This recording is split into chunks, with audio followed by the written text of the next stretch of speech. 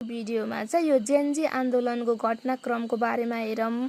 यो भन्दा पहिले चाहिँ यो जेनजी भन्नाले सन् 1997 देखि 2012 को बीचमा चाहिँ जन्म भएको उमेर समूहको व्यक्तिलाई जेनजी भनिन्छ, अर्थात् 13 वर्षदेखि 28 वर्षसम्मको उमेर समूह। र उहाँहरू चाहिँ अब जस्तो internet, social media, awareness, change चाहने युवाहरूमा पर्नुहुन्छ। र यो मेन आन्दोलनको कारण भनेको चाहिँ अब जल्दो बल्दो कारण अब सोसियल मिडिया ब्यान नै भयो, जुन चाहिँ 2082 साल भदौ 19 गते चाहिँ नेपाल सरकारको मन्त्री परिषदले चाहिँ 26 वटा मिडियाहरूलाई बन्द गर्ने निर्णय गरेको थियो।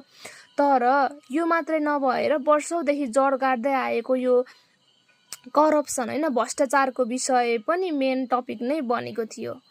र अब जस्तो रोडमा जानुभन्दा पहिले अब सोसियल मिडियाहरूमा चाहिँ यो नेपो बेबिज भन्ने ट्रेन्ड चलाएर पनि त्यहाँबाट नै यो आन्दोलनको इनिसिएट भएको थियो।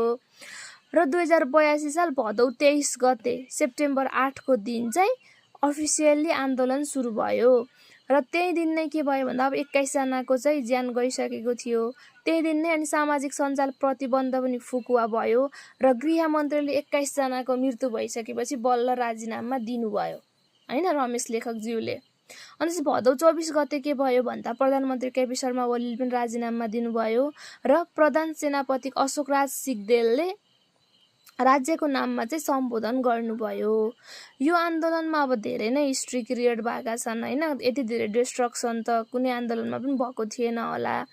र सँगसँगै अरू पनि धेरै हिस्ट्रीहरू छन् कि अब नेपालमा पहिलो पटक चाहिँ महिला प्रधानमन्त्री बन्नु भएको छ हैन, आज भदौ 27 गते सुशीला कार्कीज्यू, र उहाँकै नेतृत्वमा चाहिँ अन्तरिम सरकार गठन भएको छ।